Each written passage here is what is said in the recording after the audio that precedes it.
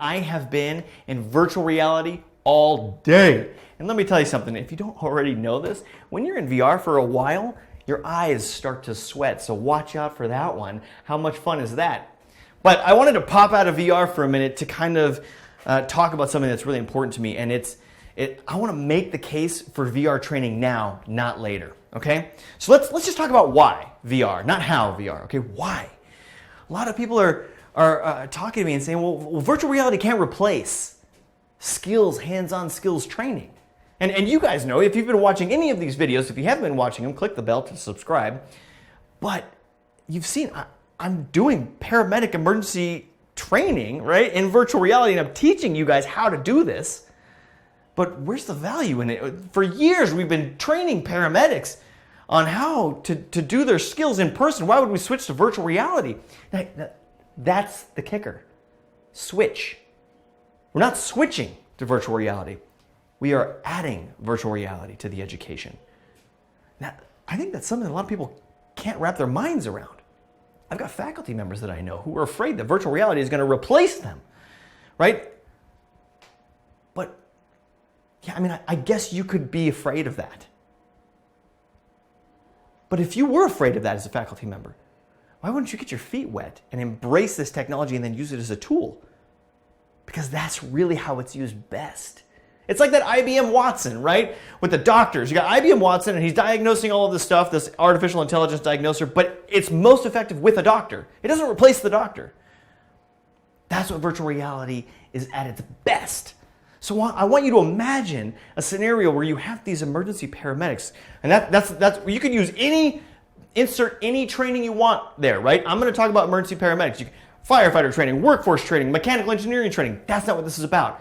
You can take any student and put them into virtual reality, and they can practice their skills in a non-destructive environment over and over and over before they actually get to class, and then perform that skill in real life.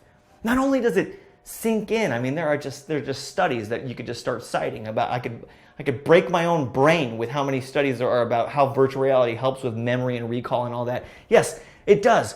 But if you don't believe in VR and you're afraid of it, then you don't care if it helps you remember because you're doing it in person. And all it's doing is mimicking what's happening in person. So why is it valuable? It's because you can repeat the skill and you get that muscle memory. You can do it at home. You can do it while you're at the fire station. You can do it when you're in the classroom. If you have classrooms, you can do skill stations set up where the students can see on a television screen what the person in VR is doing, because maybe it's tethered or maybe it's being cast to a television. So you got a room with 10 or 15, 20, 30 students, socially distanced in a COVID environment, and they're watching on a television screen what the student is doing in VR, and the faculty member is talking and saying, Jason, do this, don't do that, watch what he's doing, look at this. And he's getting physical skills training. And let's say your institution has a lesser expensive wireless headset, something like an Oculus Quest, right? And I'm not trying to be a fan of this brand versus that brand. I'm just telling you some examples. Let's say your institution loans out, checks out, maybe the library checks out Oculus Quest to the students. Well, that's pretty cool. Because if you have a student license for the training that you're taking, and I can go home and in the comfort of my living room, I can practice that skill that I failed on the exam yesterday. And I have to retake next week. Well, I want to be a good medic. I want to practice that skill so many times that when I get to it in real life, it's like I don't even have to think about it. It's muscle memory. That's how we get good at compressions. Chest compressions, you're doing CPR and stuff. You have to practice. But what about skills that you don't do very often? Now we're going to go down a road that a lot of people aren't thinking about. What if you are, again, what if you're a paramedic, but you don't go on a lot of overdose calls, just based on your area? Or you don't go on a lot of traumas, or you don't go on a lot of whatever. But it's going to come. It's going to happen. You're going to have to exercise that skill one day. And when that happens, you want to be good at it. You don't want to screw it up because people's lives are on the line. You have to practice. That's why you have to recert every 2 years. You have to do continue education. You have to do your skill stations again. And I mean, come on, like you have to practice. Well, what if we were physically practicing these difficult skills that you don't get often, but I'm practicing it often? I'm actually good at treating that type of patient. And I haven't seen that type of patient in 6 months. powerful is that? Not just for education, but for improving our EMS overall. I think that is incredibly powerful. And for college and institutions to be able to provide the type of education that tells students not only do we have your back, not only are we top of the line in technology, but we are going to make sure that you don't just get the answer right on the test, but that you understand why and you have tried it in VR, on your own, at home, in the comfort of your own home. And before you got into your skills station with a proctor and an NREMT representative, and you're sitting there and you're nervous and you're sweating like, oh my God, I have to do this skill for the first time in front of all these people. I'm not a performer.